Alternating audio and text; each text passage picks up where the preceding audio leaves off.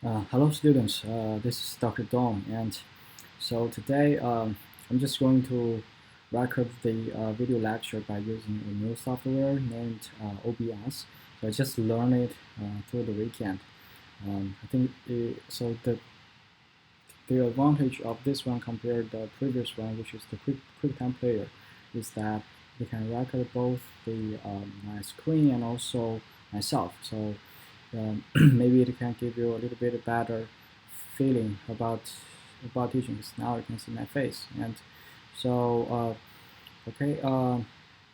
Today we're going to enter the last topic, uh, or the last algorithm for the problem of all pair shortest path. And the lecture today is going to be relatively lightweight because if you if you just go through all the lectures that I taught in the topic of graph, in the topic of the graph, so I cannot like gradually reduce the the help or the assistance to you. Okay, in homework 8, I give you a lot of yeah, I give you a lot of hints. I give you 4 hints, and also I also in the PDF I also include the links to those files to link the list. So to show you how to check the API, how to use the API, and then in homework 9, the help I reduce the level of help to you. So here you can say what you can see is that okay in hint 2 I don't give you the the link directly. I said okay, you need to Google this term, okay, Java priority queue API, and then find some tutorials so based on this topic. So here I'm just trying to teach you how to when you need to use or new when you need to learn or use a new data structure, how do you learn? Okay, so first you need to check the API. The API is like the manual of the data structure. So priority queue is the name. Okay, Java is the language that I want to use, and API is the term is another term for manual in terms of computing or computer science. Okay, and this is how you learn. Okay, and how you are going to search for the resources for new data structure when you are in your career. And then in homework 10, I reduce the help. I, pro, I provide less help. Here I just give you two very short hints. Okay, so how to implement it. So how to check the JCC matrix, and then ignore the pi variable. Okay, so that's the only hint. And then today when we are learning the fourth algorithm in the graph that structure, so which is the all pair shortest path search algorithm. I'm going to again reduce the level of help provided to you. Okay, so you're going to be more like on your own, which is pretty much like the situation that you're going to face when you go to your job. So let's do a very quick review on last one. In the last lecture, we learned single source shortest path. The problem is that giving a directed and weighted graph, and also a source node. Okay, we want to find what is the minimum distance from the source node to every other node inside the graph. And then there are two problems which can help us to resolve the problem. There are two algorithms that can help us to resolve the problem. The first one is named Bellman 4. Bellman 4 is relatively slower, but the good thing is that it allows negative weight and also even negative cycle. It is able to help us to detect the existence of a negative cycle and then send out an alert saying that okay, your input is wrong, the input graph is wrong. And the idea is that if you remember, if I spent quite some time explaining the idea. Okay, so if we have n nodes inside the graph, then as long as there is no negative cycle, the shortest path can only include at most n minus 1 edges. So this is the idea behind Bellman-Ford algorithm. It tries to put every edge at every possible place, which is the total number of possible places is at most n minus 1. So that is the idea of this algorithm. And then we learn another algorithm named Dijkstra. Dijkstra is faster, is more efficient, but it has one limitation, which is it does not allow any negative weight associated with the edges. The idea is pretty much like the minimum spanning tree algorithm, the prim algorithm. So it basically maintains a set of vertices whose shortest path has already been determined, and then in each iteration defines the shortest path for a new node. Okay, so that is the idea of Dijkstra. And today we're going to learn the algorithms to solve the all pair shortest path problem. And the idea is that okay, if we're giving a graph with n nodes, basically we want to find what is the shortest path between every pair of nodes in the graph. So for example, if we can find a solution to this problem, we'll be able to know what is the shortest path from what is the best route from New York to Miami, Miami to New York, New York to Atlanta, Atlanta to DC. So for any pair of nodes, we'll be able to know, okay, what is the shortest distance, or what is the best route. So here the condition for us to apply the all pair shortest path problem is pretty much like the Bellman-Ford algorithm. We allow negative weights associated with the edges, but do not allow any negative cycle.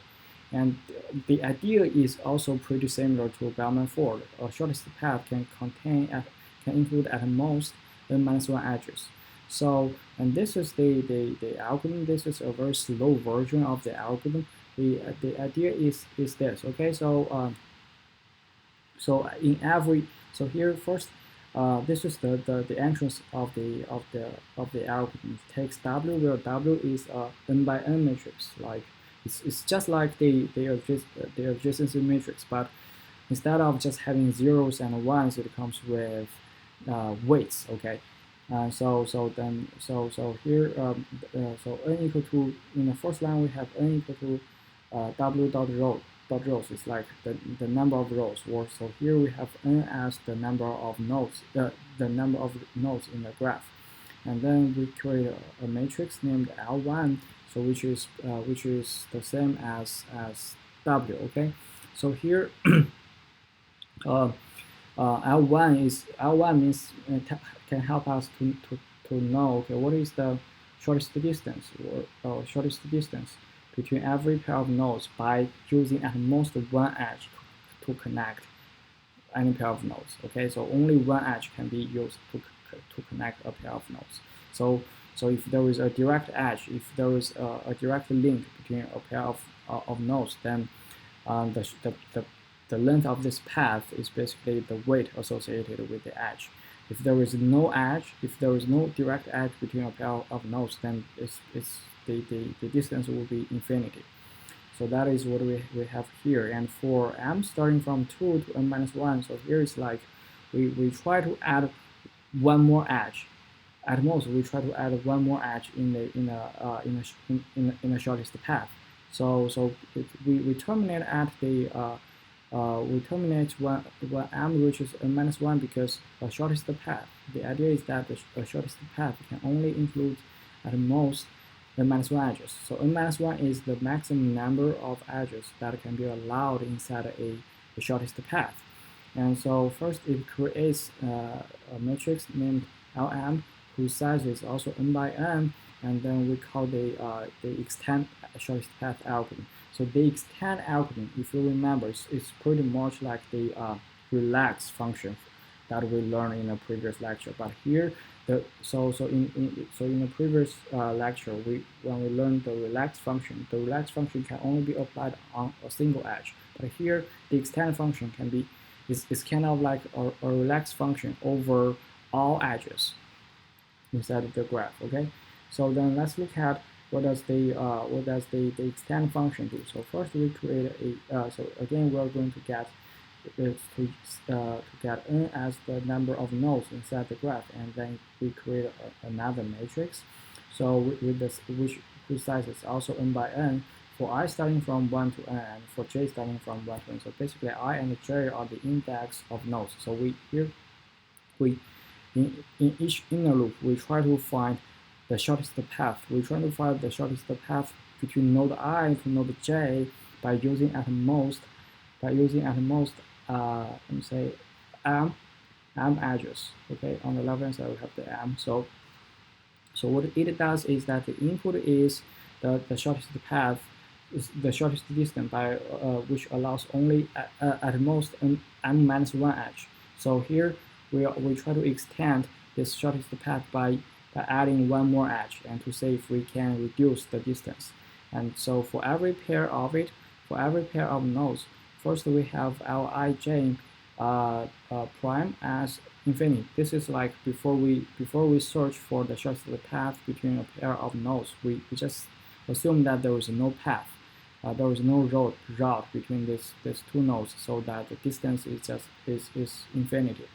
And then for k starting from 1 to n, so k is the index so k here we can take k as the index of the parent of j. So it's like if we want to go from I to j, so we try to say, okay, if we first go to k, and then k is the node, and then from k we just go if there is a direct link from k to j, we use that route. And if so, this is going to be an alternative path. It's like we go to k first, then we go to j immediately. So so this is the so k is the intermediate node, and so then Lij is so we try to say if we try to use any node as the parent of j can help us to reduce the minimum distance. So Lij minus Lij prime is the minimum between the self and Lik plus Wkj. So Lik is the minimum distance from the node I to k, and so by using at most m minus 1 edges, and then here we add one more edge, which is the edge from k to j. So that's why we have Wkj. So the new path that we're going to check is to go from I to k with at most m minus 1 edges, and then go from k to j directly without making any stop. So this is what we do in the extend function, in the extension function. So but even though this algorithm is relatively easy to understand, in practice it's extremely slow, and so the time complexity is going to be v to the power of 4. It's like v is the number of nodes inside a graph. Let's think about it. Okay, so if let's say Facebook is using this algorithm to compute the minimum distance, or the familiar, so how familiar are there between two people. Okay, so Facebook is going to use this one this algorithm to find the relationship between every pair of every pair of accounts in their social network. So let's assume that Facebook only has 1 million accounts, only 1 million. Okay, actually I guess it could be even 1 billion. So if we want to run an algorithm on this algorithm on a graph with 1 million nodes, then so the complexity will be 1 million to the power of 4, which is 10 to the power of 24. So for now, you may not have a feeling about what is that complexity. That complexity means that even though we are using the most powerful computer in this world, it is going to take at least 100 years for this algorithm to terminate. Okay, the execution is going to take more than 100 years, and by that time, all the account holders are going to pass away. So yes, this is extremely slow, and so we need a better solution. So yes, how can we be faster? Yes, dynamic programming. And in my opinion, okay, the following algorithm that we're going to learn is the Floyd-Warshall. It is the most beautiful one that we're going to learn, that we were going to learn throughout the semester, because it's a combination between graph search algorithms and dynamic programming. I'm not sure if you still remember what is dynamic programming. Dynamic programming is more like the so we store some intermediate solutions in memory so that we avoid calculating the same problem more than one time, and to save some time. This is the idea behind dynamic programming. And let's say, how can we apply this idea to solve the RPL shortest path problem? So so the idea is that, okay, so when we are for any pair of edges from I to sorry.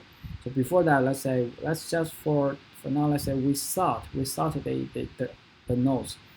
We give each node a number from 1 to n. Okay, so in each iteration, in each iteration we're only allowed to use the first k nodes. We're only allowed to use the first k nodes as the intermediate nodes for any shortest path, to search for the shortest path between a pair of nodes. So here we have I and j as the pair of nodes, and as the source and destination node. And then for now, let's say we're allowed to use the first k nodes to search for as the intermediate nodes between I and j, and search for the best route. So here then we basically have two choices. Either we use the node k as the intermediate node. So from I to k, let's assume that so far we know that the shortest distance is p1, and then from k to j, let's assume that we know that the shortest distance is p2. Then if we use k as the intermediate node, then the total distance of this route would be p1 plus p2. So alternatively, we can just go directly from I to j without making a stop at k, and then the distance would be so the distance would have been given. So this is the idea. So this is the pseudocode based on the previous idea. So again, we're giving W as a matrix. So here we have n as the number. The number of nodes inside the graph, and then we have d0 as W. D0 means the shortest path without allowing any intermediate node. Okay, so if there is a direct edge, otherwise we then the mean distance to so this is where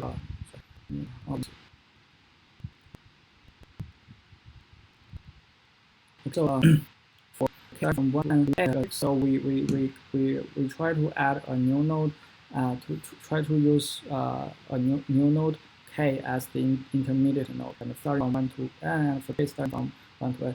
So basically I and j are the index of the source and destination node. So then we update the minimum distance between them as the minimum value between dij k minus 1. Dij k minus 1 is like the minimum distance without using. Then dik and dkj plus djk is like the p1 plus p2. So then so by the end of this algorithm, we'll be able to find the shortest distance between every pair of nodes. So this algorithm, the Floyd washout, is super easy to implement. There is almost no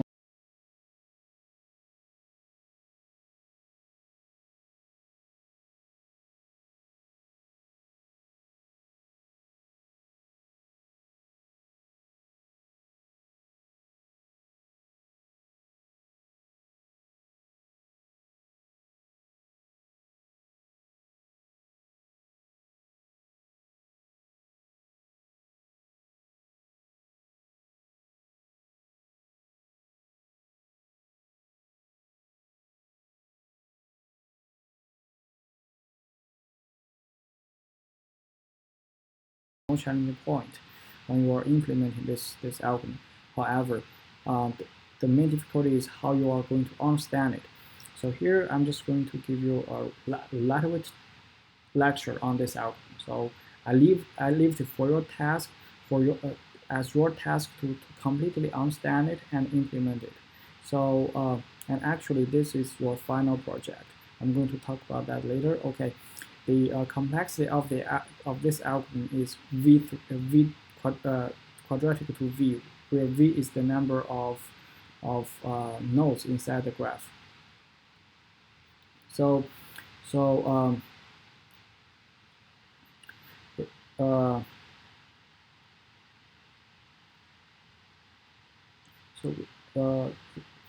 so uh, it's to infer the complexity of the algorithm is not difficult at all, because this function does not call any other function. So we just need to focus on loops. So here we have the first for loop with n iterations, and another for loop with n iterations, another for loop with n iterations, because all the loops are nested. So we need to multiply the number of iterations, which is n times n times n. That is why we got n quadratic. So this algorithm reduces the complexity from v to the power of 4 to v quadratic v, and this is a very significant improvement, very significant improvement. So let's assume that we use the previous example where we have 1 million nodes. So if the previous algorithm is going to, let's say, take 1 million years to finish, then this algorithm, so let's no 1 million days, then this algorithm is only going to take 1 day to finish. So which is a big improvement. Okay, so and then after this homework, you are going to after this one you are going to have homework 11, which is literally your final project, and this is the only group project. So where you can work as a group. So now let me briefly explain your final project. Okay. So this is your final project. In this project, you are provided no skeleton code. So here, yes, the reason why I do this is because when you are going to your job, there is you are not going to get any skeleton code from anybody, from your colleague, from your supervisor, no, from your boss, no. You are going to be on your own. So you should be you are responsible for setting up everything from the scratch, and and I believe that because previously we already did 3 homeworks on this topic on graph search, so it's not going to be difficult for you to change the skeleton code that I provided before to the skeleton code that works for this project, and then your task is to implement the Freud-Warshall algorithm. And then in the main function, you should prepare a test instance as this. Okay, so this is the test instance, and then you should print out all the pairwise shortest distance. Okay, so as a matrix, basically I want you to print out this one, the matrix D. Okay, so for this final project, you can work in a group of at most 3 students. Okay, so if you want to do a solo project, that is absolutely fine, but your group can only include at most students, and then you need to create everything by yourself. So because considering that this is a group project, I require everyone so to submit your solution on Canvas. So if your group includes 3 people, all 3 students should submit the project, even though it's the same thing. And then when you are preparing your solution, okay, you should not only get the .java file, but also prepare a Word file, which explicitly mention, okay, what is the contribution from every group member. Okay, it doesn't have to be a very long statement. It's just like as long as it's like a couple of sentences or 5 sentences, which clearly states the contribution from each one. That is okay. Okay, so the thing is that, okay, you are your performance or your grade is going to be 60% dependent on the group performance and 40% depending on your contribution. So if you don't contribute, you can get at most a passing grade from this final project. Okay, so everyone should contribute. And this is your final project. And so after that, let me come back to homework 9. Yes, homework 9. For homework 9, I do receive a lot of emails asking me questions, and yes, this is what I expected. And because, as I said in the lecture, I believe that is the most challenging homework, because the difficulty level of this homework is that we see a big bump in the difficulty level in this homework, and I do expect a lot of questions.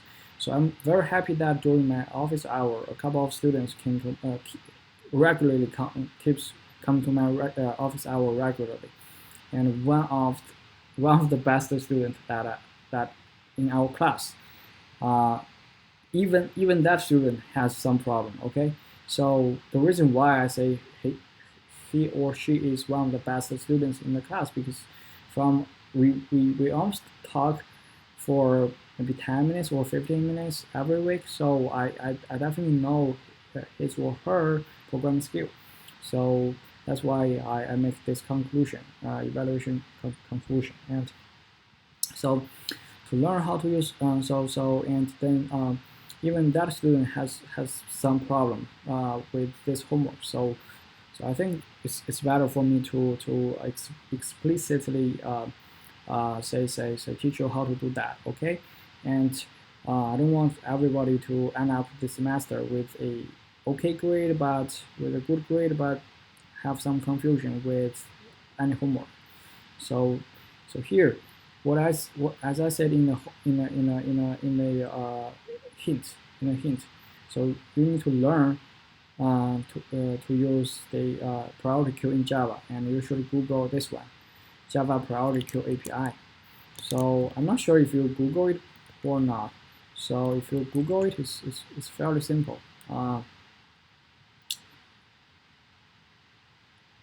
Okay, so this is the first link. So it's going to show up in the first link. And here we say the definition of this class. The class priority queue bracket and E. So what does that mean? This means that it's a template class. It can hold any type of value inside it. So it can hold integers, string, or any class that you define. And so here the elements of the priority queue are according to their natural ordering, or by a comparator provided at queue construction time. So if you check the scaling code that I prepared for you, let me find it.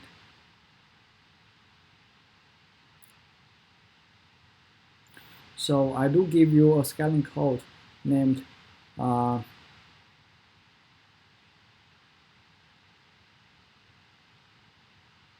just open.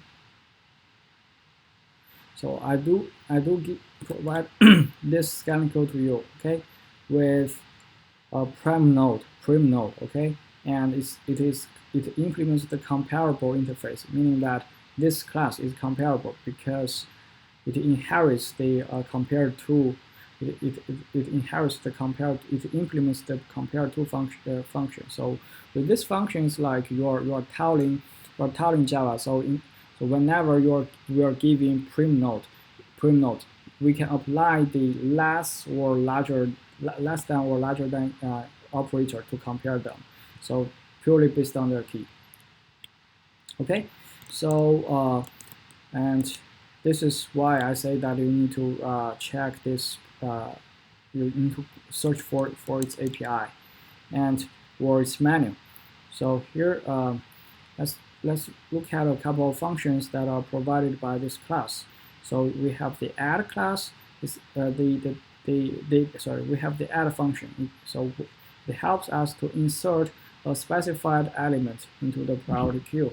Clear is like to remove all the elements from this queue. And comparator, so this is what I said. And then iterator. return an iterator over the elements in this queue. So for now, you may be confused. What is an iterator? An iterator is pretty much like an index. So when we're, so here, let me just give you an example. Just create another package named the graph. And in this graph, let me create a class simply named test. Okay, so with the main method included. So, for example, here if you want to create in Java, if you just create an array, let's say we have an array as new integer, let's say 10, and then so the size of this array is 10, and let's say we have 4 integer I starting from 0, and I is less than array.length.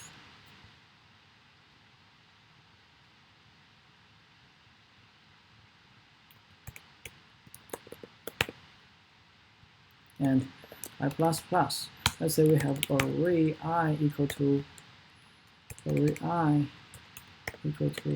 say I times 2.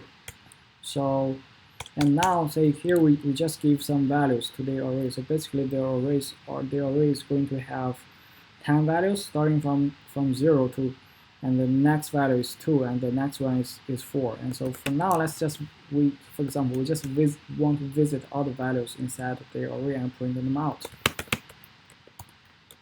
So this is how you are going to iterate through the array. So we use I as the index, and so and it helps us.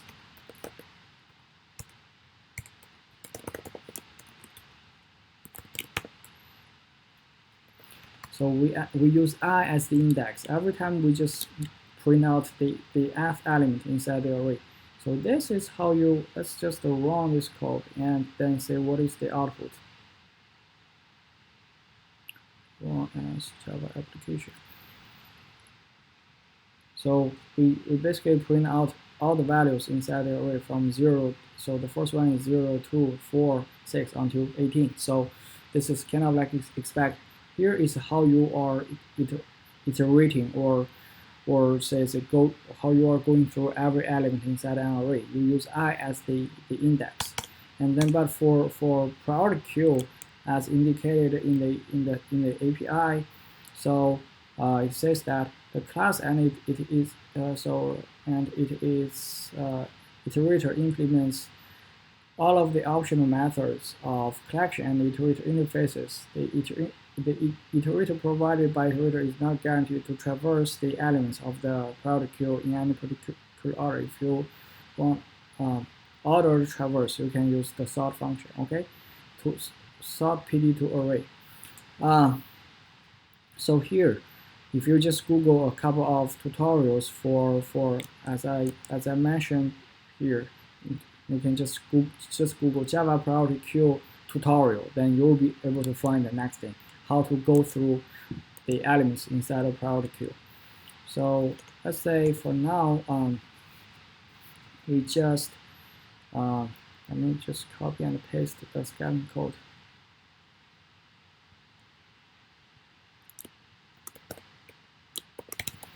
Node. And then I'm just going to copy and paste it from here. Okay, so this is the print node. So here, what we want to do is that so for example, if we want to create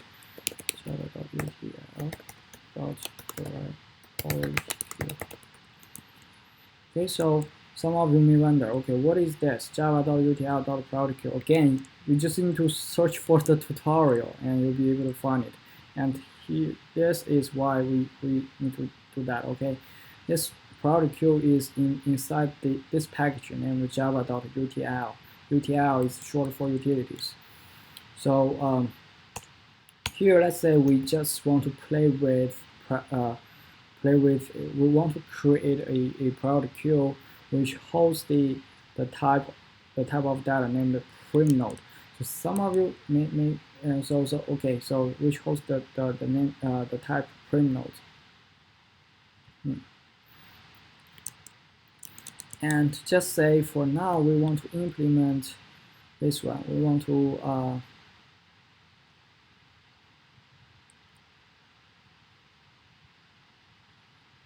so we just want to implement this portion.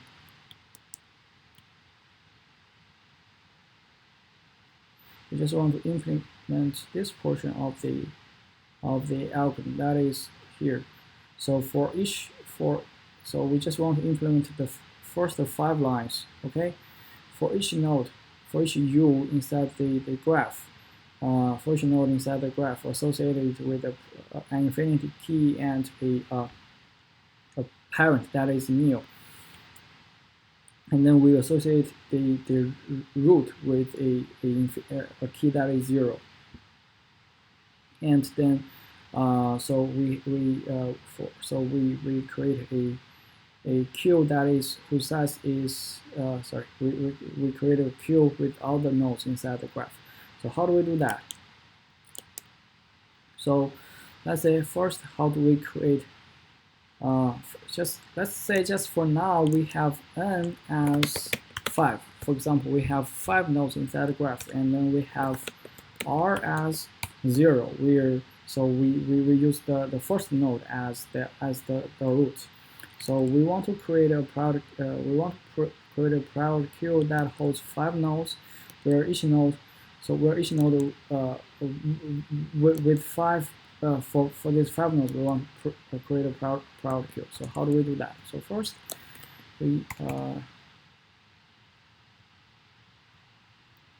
need to define the product queue. Okay, declare the product queue. Product queue priority queue prim node.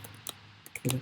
So the type inside is named prim node. Okay, new priority queue, and whose type is prim node.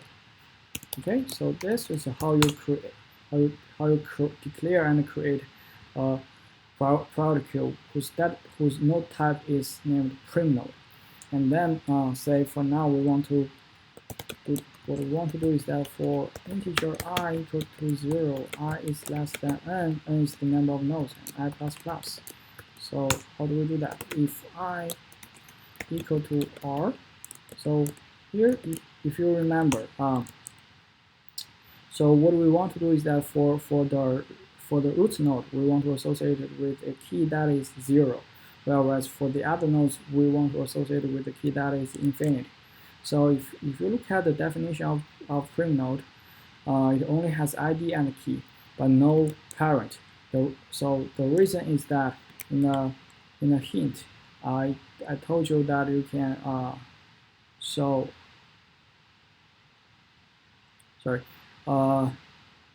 in the lecture, as I said in the lecture, you can totally forget about the parent. There is no need to store the parent inside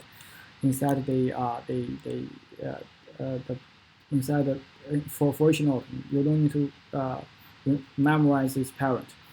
So what we do is that if I is equal to r, meaning that we are just handling the root node. So for the root node, we need to create a prim node. So let's do not call it prim node. Let's do not call it give it a name. Let's say node equal to new prim node. And here, if you look at the constructor of prim node, so the constructor needs 2 things: the ID of the node and the key. So for every node, the ID is fairly simple. It's going to be the ID. That is I, and the key for the root node is just 0, and so we can just ignore that, and else let me just include inside the else. We have prim node equal to new prim node, whose ID is also in the index, and whose distance is just infinity, which is integer dot max value. Okay, so this is how you create this priority queue. And let me just comment out the previous lines about the array. And then, so for now, let's say you want to iterate through the array. You want to you want to go through every element inside the priority queue. What you can do? So here you cannot use the index, not like the array. Here you need to use iterator. So we have iterator print node. Again, everything here. So about iterator can be learned through the if you search for the tutorial of priority queue. So queue.iterator.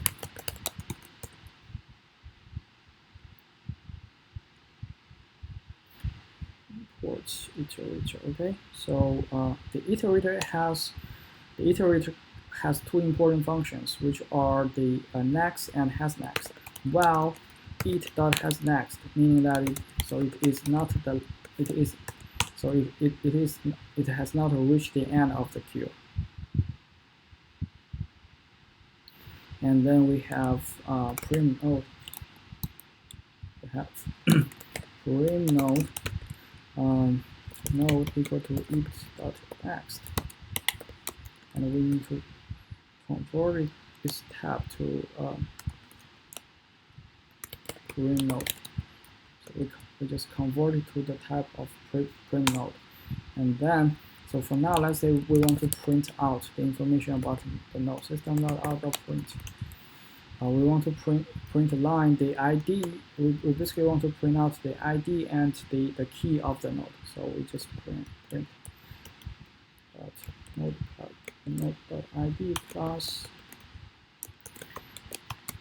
its key, node.key.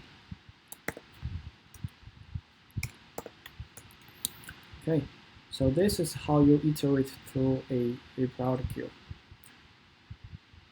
And let's execute it. So what we expect is that for node 0, so its key is 0. For all the other ones, its key is basically infinity, the maximum value of an integer. So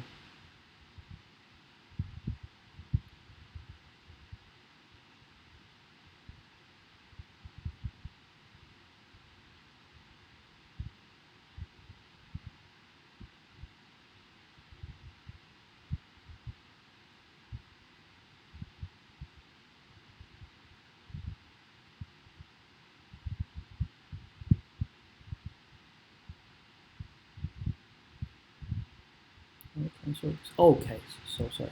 Here I forgot to add the node into the queue. So it is just the node, the queue is basically empty.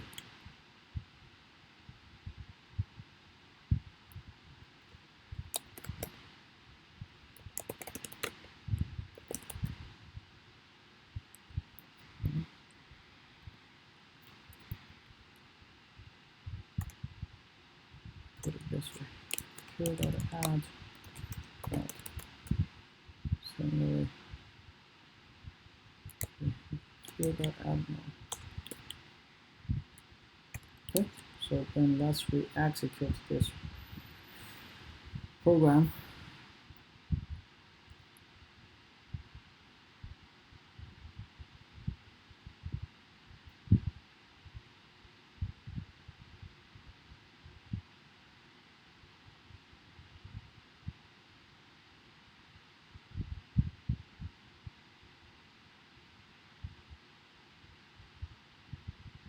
Yes, so here is what we say. Okay, we have for node 0, its key is 0, and for the other node, the key is just infinity.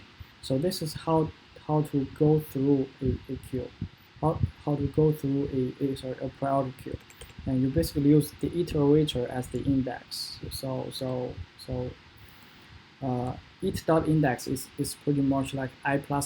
We move it to the next one. We move it to the next element, and then so here for array we have I less than array.length to make sure that we don't go out of bound of the array. So for priority queue we have it.hasNext to guarantee that. Okay, so this is how you are going to use a priority queue. And the tricky part, the really tricky part in your homework is that, okay, so for example, it's here. Okay, let me show you where it is.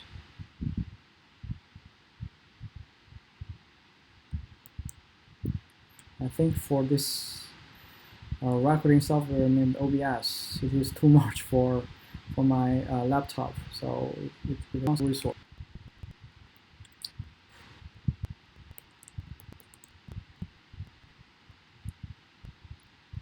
The real part is here. When we are is line 9, 10, and 11, we have to modify the key of a node inside of here, and so you have to some difficulty here.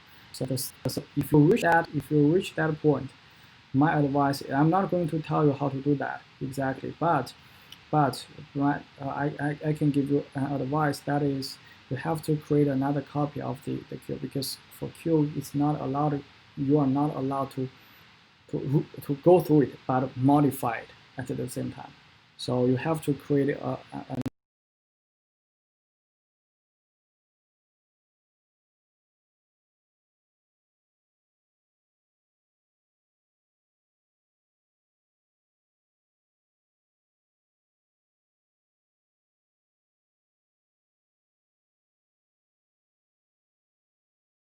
another queue as a copy, and then you just say as a backup of the previous queue. So that is my advice. Okay, so yes, this is how you should approach your homework homework now. I hope that my lecture today can help you to understand it better.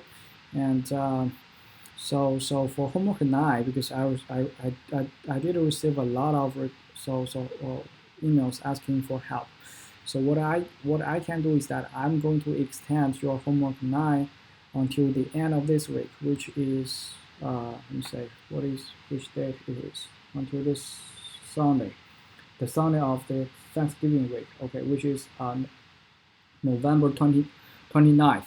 So if you want to redo it, you got the opportunity to do that. Okay, there was no late penalty at all. And another thing that I want to talk about is the plan for the rest of the semester. As you may know, that the plan of the university is that after Thanksgiving, everything, so the university suggests us to only have final exam after Thanksgiving. So for next week, I'm going to give you a lecture on how to get prepared for the final exam. So it's called final exam review lecture, and then the week after next is going to be the final exam. And I'm going to send another email. So basically I will give you 1 week to be prepared, to prepare a final exam, and I'm going to send an email to check what is the best time for you to do the final exam. Okay, it's not going to take long, and it's probably going to take 1.5 hours. So let's find a time that works for everyone. Okay, so that's it for today. So enjoy your Thanksgiving, happy Thanksgiving, and most importantly, stay safe. So if you look at the university website or the university's dashboard, it's really shocking. University COVID dashboard. So the university has a dashboard. They call it dashboard, but it's not. Right? So if you know web programming, or know Dash, or maybe Plotly. correctly, so you should know that dashboard should be much nicer should look much nicer than what is provided by the university. But still it gives some information. I would call it a table rather than a dashboard. So sorry, my laptop is extremely slow because I'm using OBS.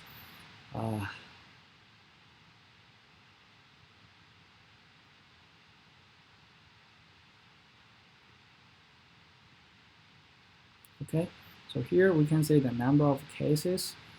So in the past 2 weeks, we got a big surge in the COVID cases in our campus. So each week there are more than 30 people tested positive, and unfortunately one of them is from our class.